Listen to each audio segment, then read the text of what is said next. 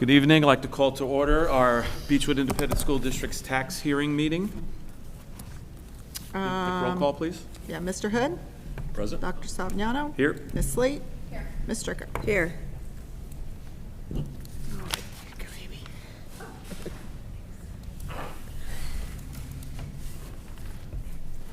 Okay, so.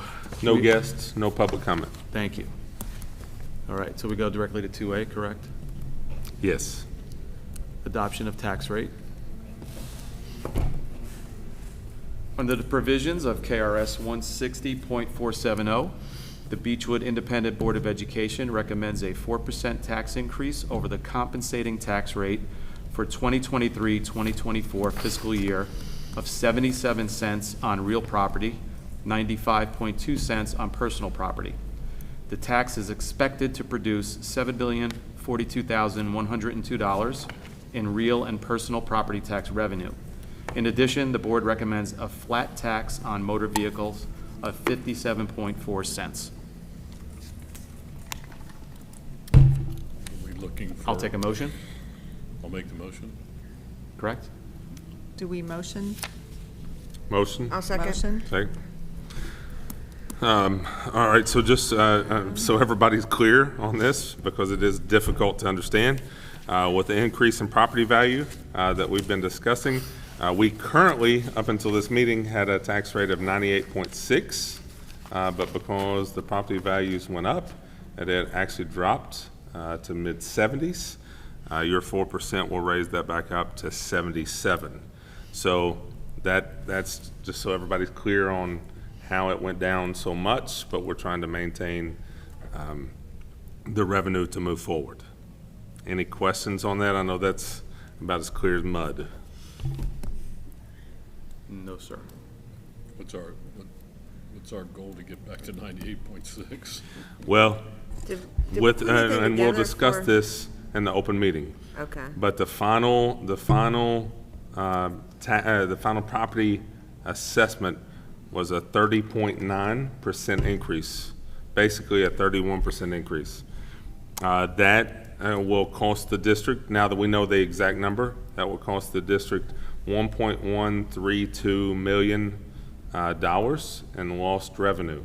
Now, most year. everybody is asked, how in the world can we lose revenue with property taxes going up? Well, with us being a seek loser, which means we are identified as a quote-unquote privileged district, and when our property values go up, revenue goes up, which means we send more money to the state. So we're losing about $700,000 in the movement to the state versus what we get back for each student from the state. The other 400,000 is because as our seek rate goes down, our contribution from the state towards our bond payments go down. So we lost 700 and some odd thousand in the transaction with the state, and we lost 400 and some odd thousand in the transaction over the bond payments. So that's our net losses. 4% generates somewhere around $300,000. It will take the 4% in 3 consecutive years to get back to even.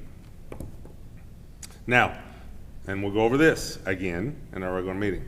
You all have been very prudent, so your reserves are there, and the state usually can't count on it, but usually gives 1 year payment back. So if that's the case, 3 consecutive years of 4% will actually net us a slight gain. What we have to do, and what we have to be mindful to continue doing, is lobbying the state. There has to be a stopgap on the upper end like there is the lower end. For example, if we were in Scott County, I'll just use that because it's a place I know well. If we were in Scott County and Toyota pulled out, there's a stopgap. You can only lose so much a year, so they phase that loss in. But on our side, if the PVA had increased the property value 100%, theoretically we would have to close the doors tomorrow because there's no phase-in on the upper side. Now, to the legislature's credit, nobody ever anticipated that there could possibly be a 31% a raise in property assessments in one cycle. That was and is unheard of.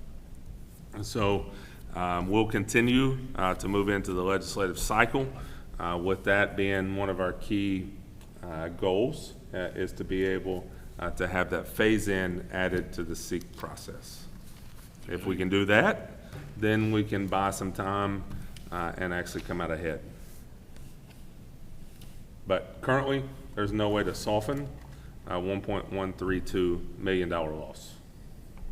And many people don't understand that. They think we benefited from the property value assessments. Many people have thought, oh, well, Beechwood really made out well. Yeah. That is not the case. And I have to keep reminding people too, you know, the next question is, well, how can you all finish the building?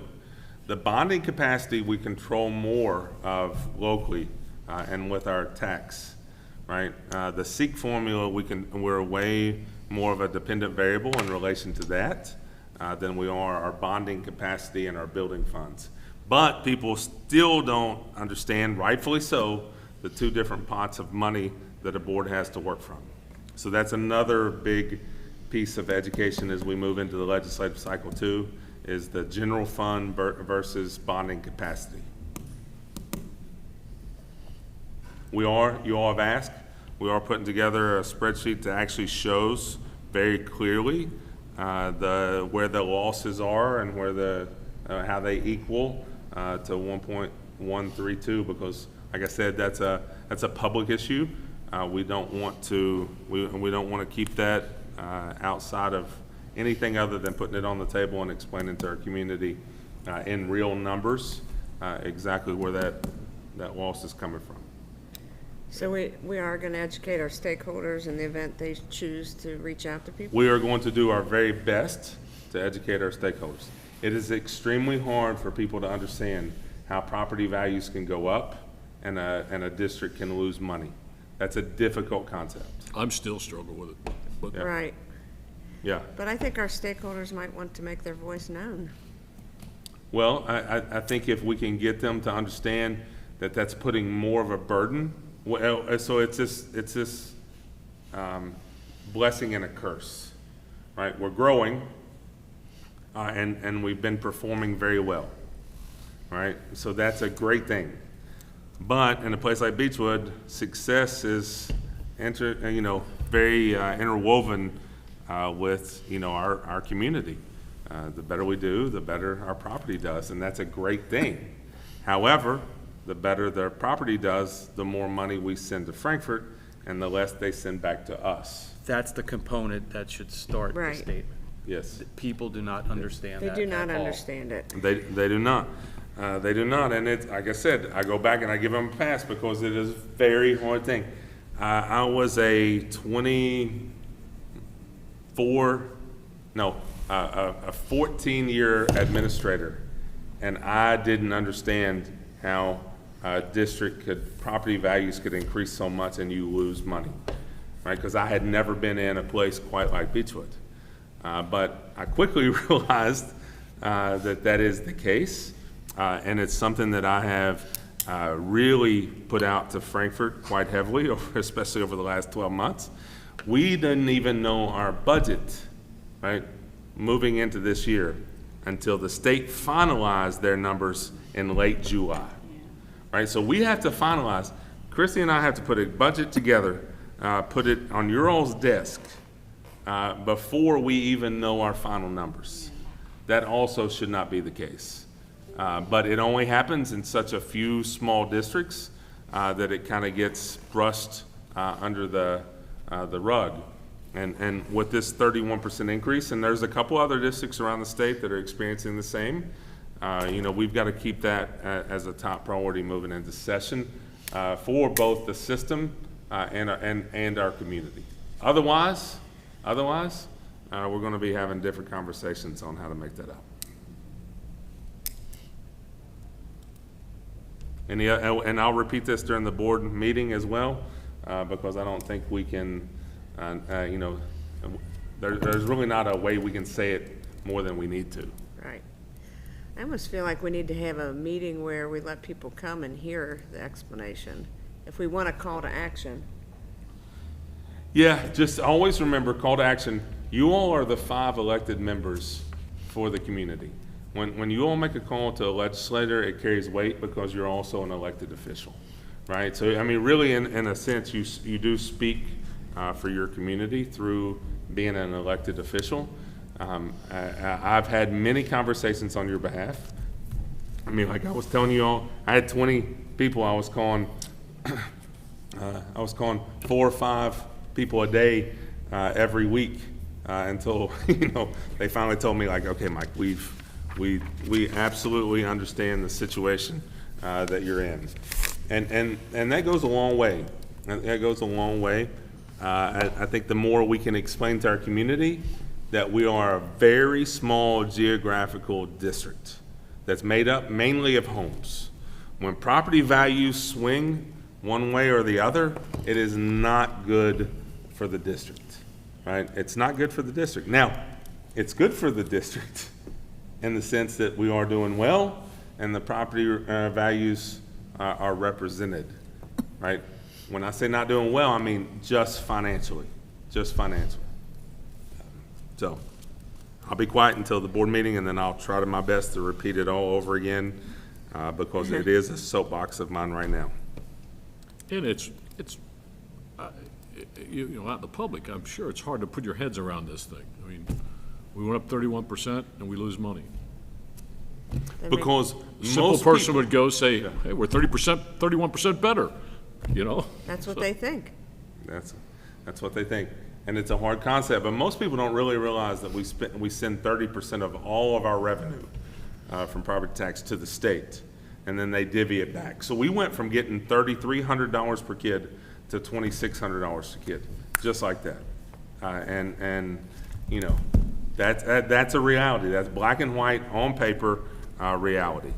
And we've got to find a way. Luckily, we have been financially conservative because we are a small district. You have to be. And we're able to, we are fine. And I told the staff the other day, because I knew they would hear about it, right? Anything we put out, it filters down to them first. There's absolutely no need to worry about the assessment from a day-to-day operation. We are fine. We've tucked money every year I've been here into our replacement funds. We will be fine. However, we can't take another 31% in the next cycle and continue to operate as we're currently operating. If So we that do, means, I'm selling my house. well, we're probably all selling the house if that Yeah. happens, right? In your write-up, it might be good to include some of the neighboring schools and what they get per student. It's been a while since I've looked at that, but I know we never got as much as a lot of places like Covington, and so that might be helpful to just put in perspective how much other districts get per student. Yeah, we were 8th from the last until our tax for the building, because debt service is including 2. And right now, we are absolutely dead middle of the pack. I think we're like 79th in the state on per pupil spending per kid. Matter of fact, the Courier Journal just put that out about a month ago. I'll be more than happy to send it to you. We're in the middle of the entire state, and what we get per student? What we spend per pupil. Well, no, I mean what we get from the state, the $2,600. Yeah, and we can look at that Are you too. It's just really hard to find out. You know, that's a different number. I can tell you the average.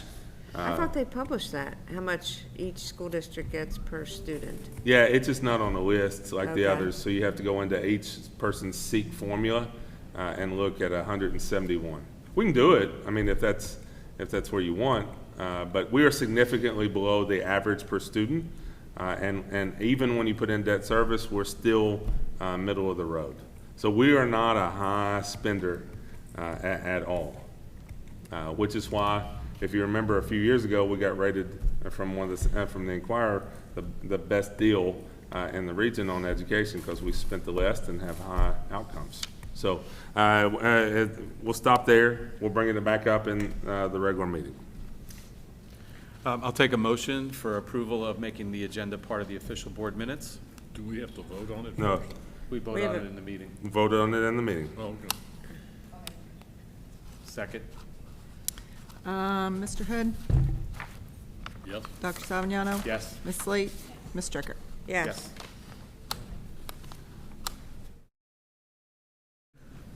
I'll move to adjourn. Second. So done.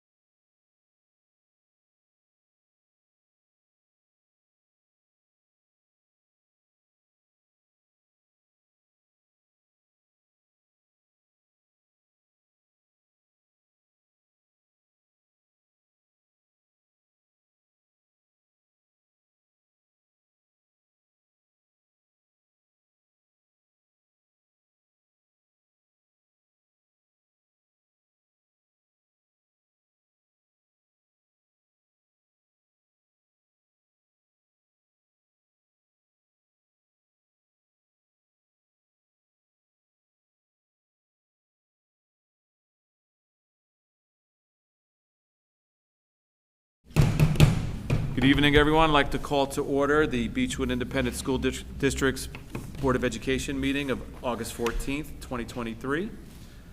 Mrs. Reed, would you take roll call, Yeah. please? Mr. Hood? Present? Dr. Savignano? Here? Ms. Slate? Ms. Stricker? Here. Okay. Do we have any recognition of guests, Dr. Stacy? No recognition of guests. Okay. We do have two. Public comment? Okay. Becky Hill? You can stand up and address us, yes? Yeah, you get the lead off. Just have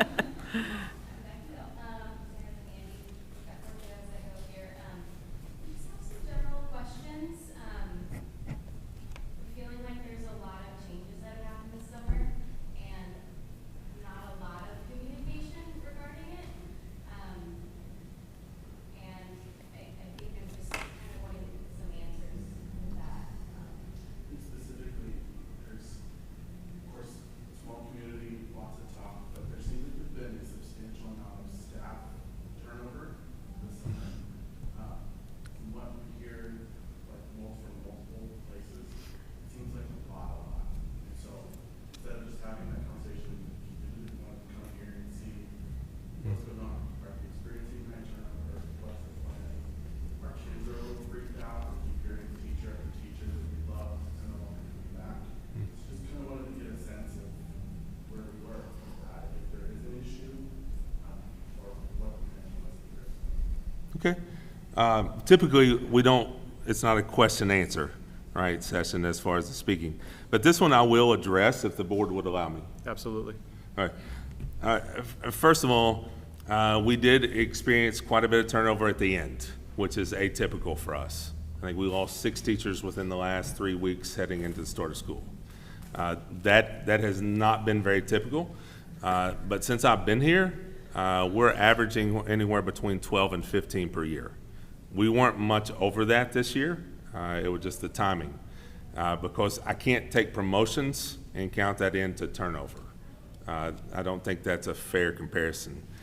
The second thing is we're still very light in comparison to the rest of the state, nation, on the amount of teacher turnover per year. And when I say teacher, I'm talking about staff all the way across the board. Right now, whenever, I don't know about today, but I know last week we were the only fully staffed district in Northern Kentucky. So you're also seeing something else. We've been talking about teacher shortage and turnover in admin and teacher for quite a few years. This is probably the first summer that it affected us, because whatever you have, whatever your number one resource that you have right now, you are putting it out for the entire world to see, right? Our number one resource is we run a great school, and if you're a teacher and you have kids, or if you're an admin and you have kids, we become a very quality place for you to look for employment, because you are getting 2 things. One thing we don't have is extremely lot of money.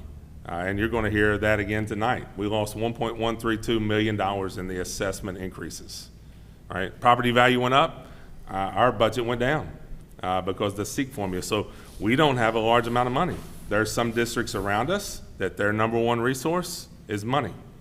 So they can attract admin, classified, and teachers in a way that we don't. So this is really the first time in my entire career where people are really highlighting what resource they do have and try to attract teachers from other places to relocate to their institution. It's not going to get better. It's not going to get better. There was one physics teacher that came out of the university in the entire state of Kentucky. We have 8 public universities and 5 private universities. One physics teacher. That's it. Calculus, not happening. Chemistry, not happening. And we've even reached a point to where there are districts in Northern Kentucky that have PE openings that are unfilled. That is something, and we can debate the reasons why that's happening, But that is something that we have to address. It is something that the board has been discussing for a long time on how do we continue to make ourselves attractive to the educator clientele. And to be honest with you, the one thing that we have is the quality of education that we put out and the expectation of excellence, not only from 8 to 3, but 3 to 10. That's what attracts our families. So I hope that helps to start answer your questions. But the one thing that we know, and unless something changes, the state could put in more money into the SEEK formula this legislative session, and everything could change. But unless that happens, because I always say superintendent typically is funded by the local board. The rest of the staff is mainly funded by the state. So the state could put more money in and everything can change. But if that doesn't happen, we will have a harder time retaining a 25, 26, 27 year admin or staff in general. Because if they're just looking to bump their retirement up, they can go to one of those other places that their number one resource that they're throwing on the table is money. And that's going to be our reality for the next little bit. And that's really, it's honestly as simple as that. We've turned over 12 to 15 people every year I've been here. This one was higher. This one was higher. It kind of came late, too.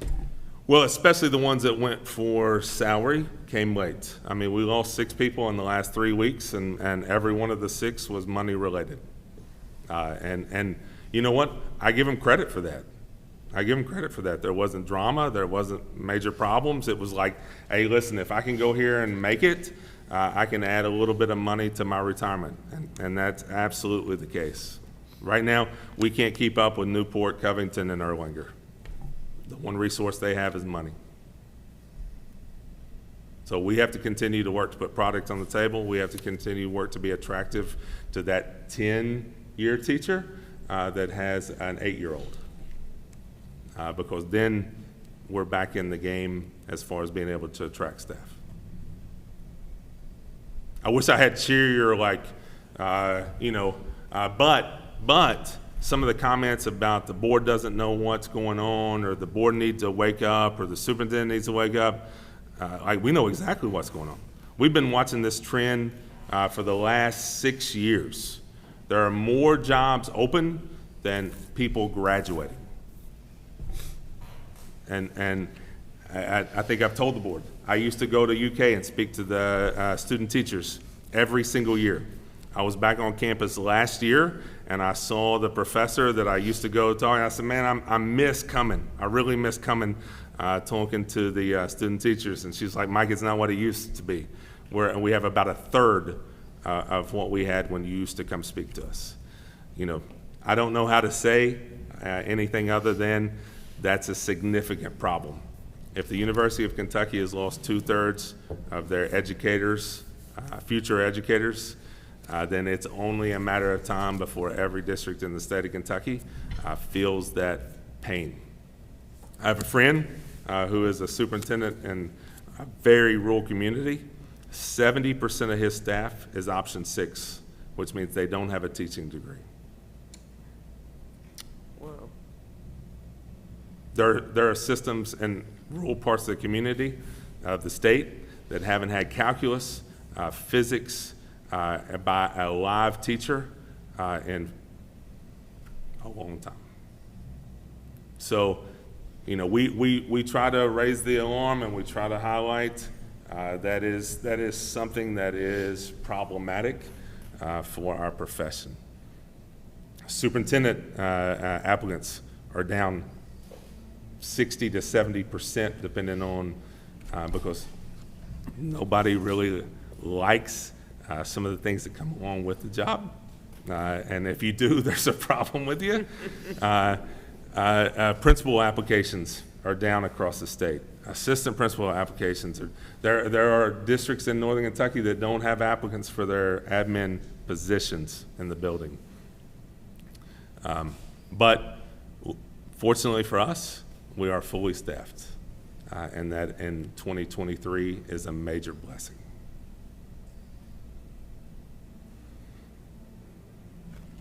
Right? I think the other key point that I've heard you say is that every time we have an opening, we get a large number of applicants. That was the case until this year.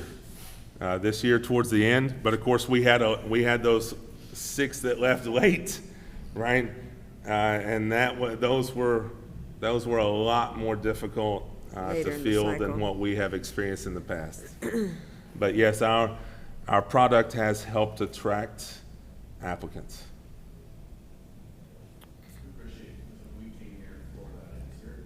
I appreciate it. Thank you so much, because I would love to have the phone call to be able to explain that, or somebody walk in and write your name down and explain it, than battle the ghost on Facebook.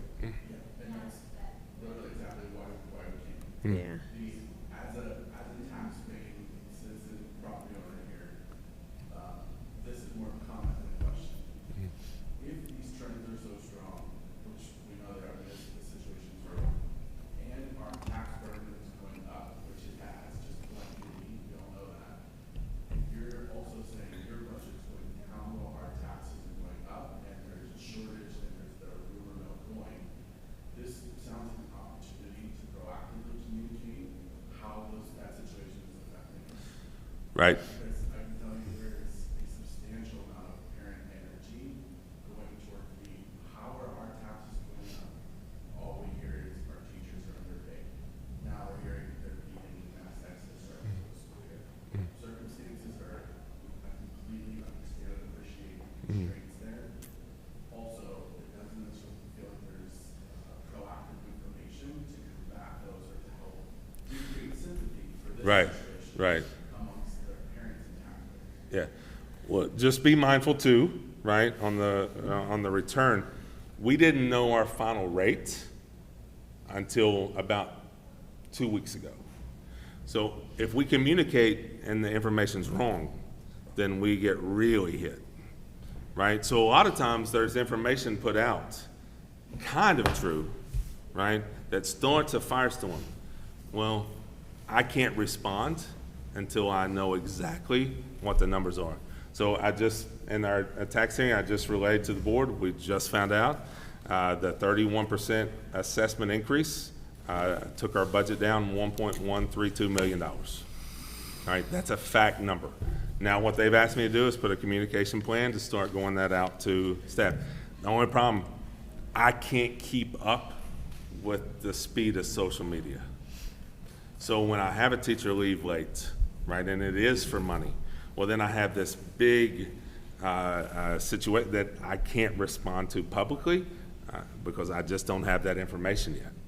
Sure, totally understand. We've been parents here since 2015, 2016, have never received communication about budget, about how the state is impacted positively or negatively, teacher salaries, or address these issues. So I understand the speed of social media, not expecting that, no one should, that's insane. Also, lots of years of history, no proactive communication, to my knowledge, as well as all of you know this. So just closing this as you will have more parents here at the next time, just as a precursor. There's a lot of energy around our taxes are going up, our teachers are going down. Well, your assessments went up, your taxes didn't, like, We will pay out of pocket, we will pay more for the Beechwood school this year than we did last year. So that's an effective tax The rate. dollars are the same, aren't they? We're paying more in taxes than last year, while our teachers are not doing raises. This will be a theme. yeah, just do me a favor. Just say educators. Because otherwise you put me in a real bad spot. If my cafeteria workers aren't getting a raise, I mean, which they did, but when you just isolate one group, then you offend 3 other groups. And I have to deal with that on the backside, right? Because I lost some really good classified people this summer for the same reason, and they don't feel like anybody cares. So that would just be one thing too. It's an educated staff, right? Admin, right? Teachers, custodians, cafeteria workers. It is truly a community that has that issue.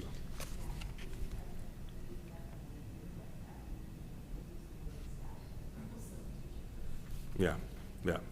All right, thanks, appreciate it. So in your communication, we need to also do the seek loser education. We've done the Seek Loser every 2 years that I've been here. That has been out. We'll try again, but it's a hard concept to understand. It is. That you lose money to the state. I mean, know. nobody actually can get their head wrapped around that we lose money to the state. And it's very difficult to get your head wrapped around how property assessments can go up 31% and we lost $1.132 million. And just so I'm clear, we used to lose 2 million every year, and now we're gonna lose 3.3? It'll be in that neighborhood. Most people don't understand that. They do not. And it's a hard concept to get people to understand. In general, though, when talking to some of the rest of the staff here, we're not unhappy with some of the changes that happen.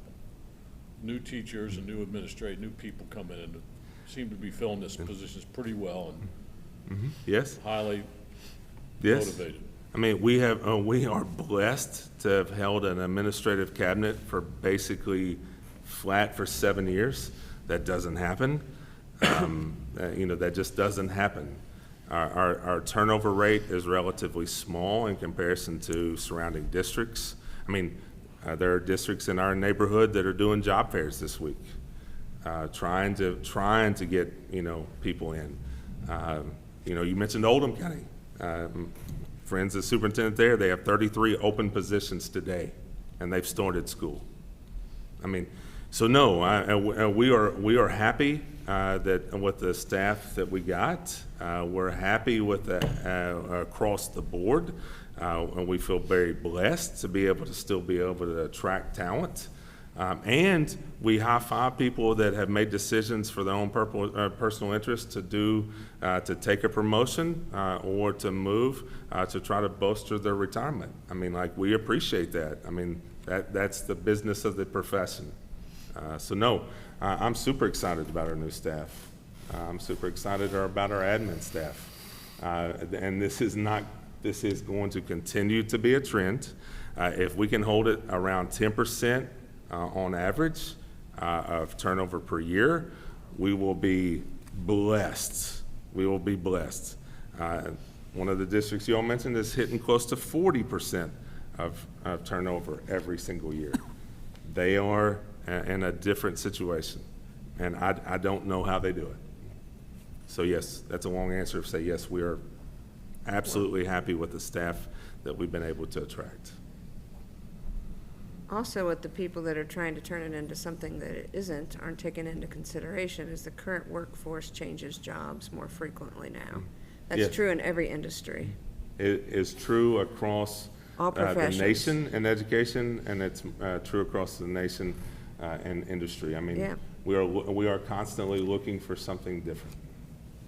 But Particularly the younger ones. But I have to just add in that the shortage of people going into the profession is a massive problem.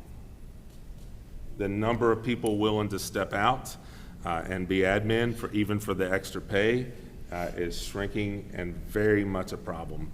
As much, and that's why I say staff, every single person that we have here affects kids in a very specific way, and that only by putting them together and organizing it and working it as a system do you get the outputs and the products that we've had over my tenure. I mean, it is a system.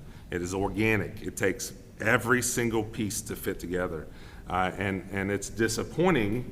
It's disappointing that when I say that money comes from the state for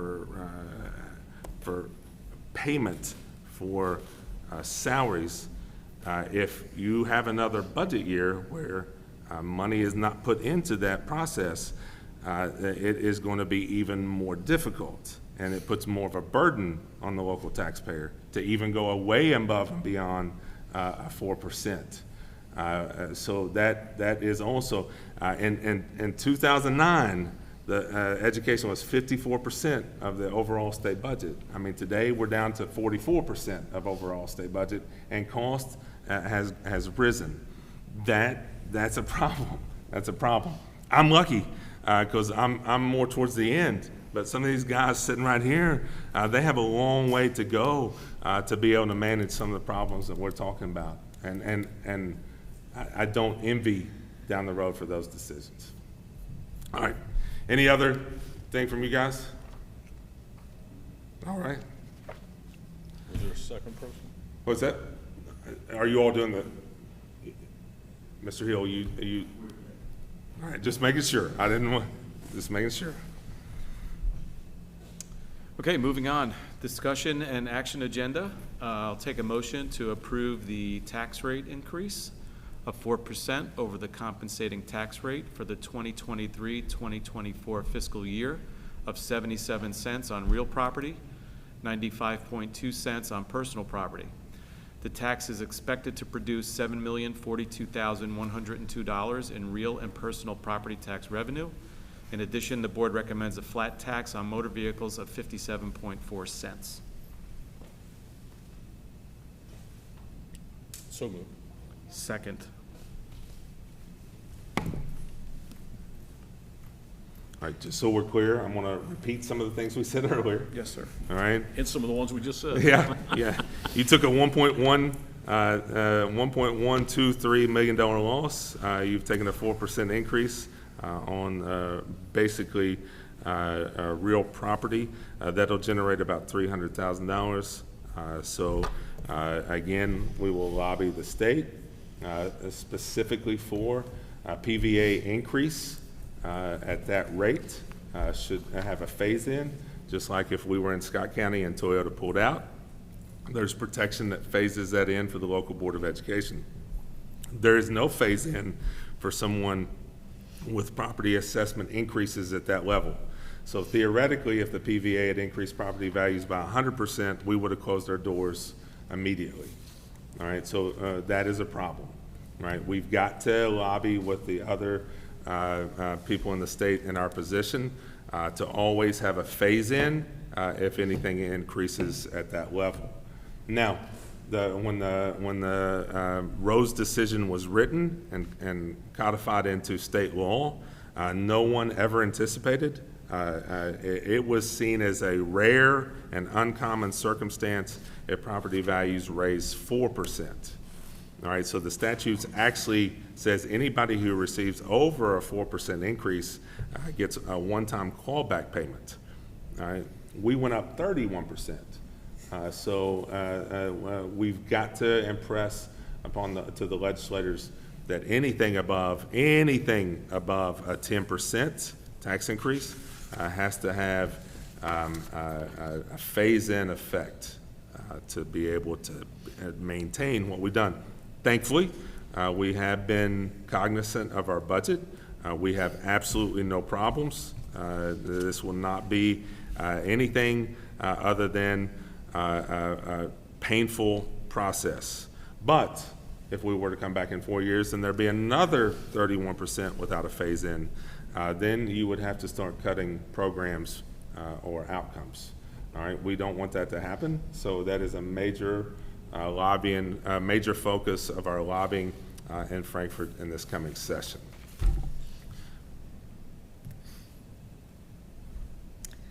You ready? Mr. Hood? Yes. Dr. Savignano? Yes. Mrs. Slate? Yes. Ms. Stricker? Yes. Okay, next. The Letters LETRS program as a rank change option. Should I read the whole thing? No. Okay. I'll entertain a motion to approve the Letters program as a rank change option. Second. Okay, and this goes right along with what we've been discussing, trying to find more ways to get rank changes for our staff that are less cumbersome than a traditional master's or admin program at the university level. This provides them an opportunity for less cost to work with our local co-op to be able to do something very similar to National Board that will allow them to get a rank change and increase their earnings significantly. So you all, by making this motion, approving it, provide an alternate path to be able to do that. And that is one of the quickest, easiest ways in our little world of education to improve your salary. Any questions? Excellent. All right. Oh, ready? Mr. Hood? Yes. Dr. Savignano? Yes. Mrs. Slate? Yes. Mrs. Stricker? Yes. Okay, moving on to the consent agenda. I'll take a motion for approval to adopt the consent agenda. I'll move to adopt the consent agenda. Okay, just a couple of highlights to point out. We are having a very large amount of requests to use the facility. We had kind of stopped a lot of that through COVID, but obviously that's starting back up. And so the Spartan Youth Football, Better Blends, and the Bandits baseball team have all submitted requests that we're passing on to you. Band always does a good job of putting their long trips. These are way into the future, but Estill County is their regional site. WKU as well. Other than that, everything's pretty much the same. We do have 3 grants that we put on for your approval.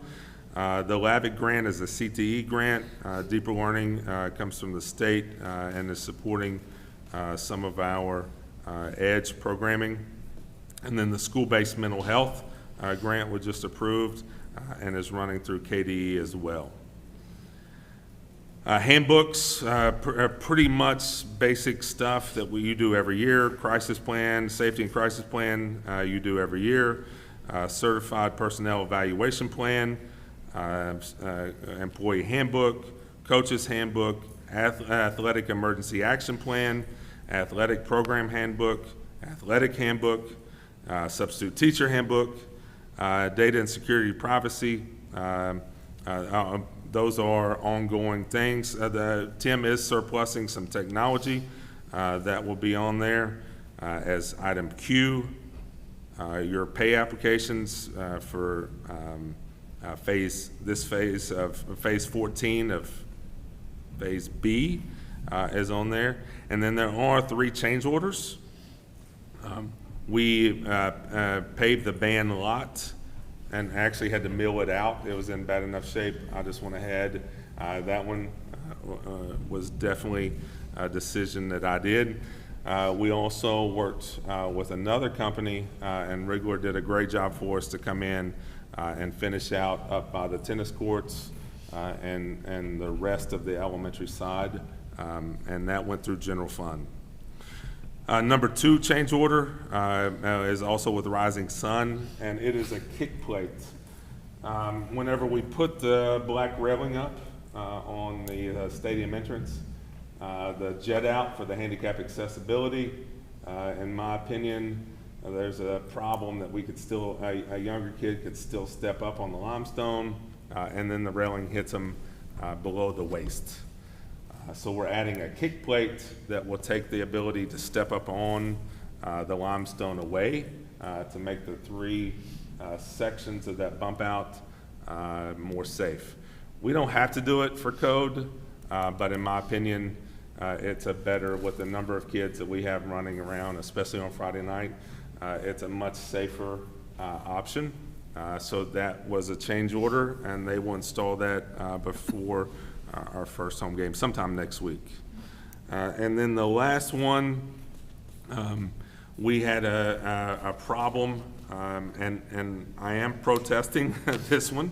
We're still going to approve it, but I am arguing in the design of the front portion of the construction, the weight, there needed to be an extra piece of steel on the first floor windows at the top to support the weight. That should not be on us. So we're going to pass it tonight, but it is one that I am still arguing to be able to get a donation back to our capital campaign. Any questions on the consent agenda? Nope. All right. Mr. Hood? Yes. Dr. Savignano? Yes. Mrs. Slate? Yes. Mrs. Stricker? Yes. Okay, moving on, we're at the information portion of the meeting, superintendent's report. Okay, 2 things. Next month, you will have your working budget. That will be what you have to approve based on the state guidelines. So that will come next month. That one we'll need to review some ahead of time, and me kind of explain a couple of things on how we're going to strategize the $1.132332 million loss. But that is on the agenda for next month and will be definitely a critical thing moving forward. Second thing, just on a construction update, the back, it seemed like we pressed really hard for the stadium entrance before graduation so people could walk through. But then we had two major problems that had existed for some time. The lighting package, we're still having difficulty with. The two are in for the Tiger, but the entryway stems, the base, still aren't on site.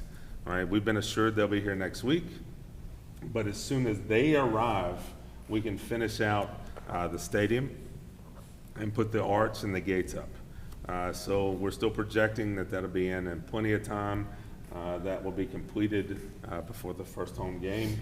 The turf below where the rocks are now will be completed next week. Again, we made that decision. A lot of people asked. We made that decision because the slope of the hillside is too heavy for a mower, and we're again trying to protect the field from runoff, which was one of the problems we had in our last thing. So stadium entrance and everything around the stadium entrance and the lower field will be completed before the first home game, September the 8th. Again, we will not start the back portion or anything else in the back until after the last home basketball game. Once that happens, we'll move in and gut and work through that. As far as the front, today we're still 45 days ahead of schedule. That's a good thing. I like the steps. All right, you like the steps? All right. Steps are in. The steps inside the building are getting ready to go in. Steel will be put on the roof of the front. They've got the two sides. The front will be finished off. And then September, Labor Day, is where they have slated to bring the big steel in, because remember, nobody can be in the building when that happens. That is the catwalk and the major steel for the auditorium area. And once that's set, then they have 6 weeks to dry everything in.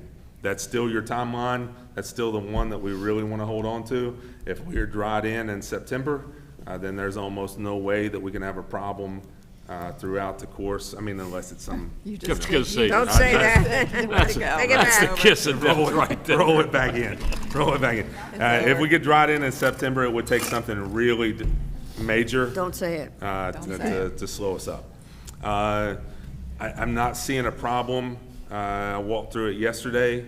Well, no, I actually walked through it today. I feel really good about the progress. Everybody's want to know, okay, well, closing it in. They cannot close in the side over here for the main entrance until they've set the steel because they can't get it close enough, right? So September rolls in, then they get the big steel set. They'll finish up drying in and close that out, and you'll start to see the true shape of the building by mid-September. Right. If everything holds, today we're in great shape. Just remember 2 timelines, right? June 1st was our deadline for the front, right? First home football game for here, but we're December 2024 on the back. We have 7 or 8 really hard months to do everything to the gym lobby, and all the space in the locker room area before that is finished. Any questions on construction? No, sir. All right, we'll stay on it.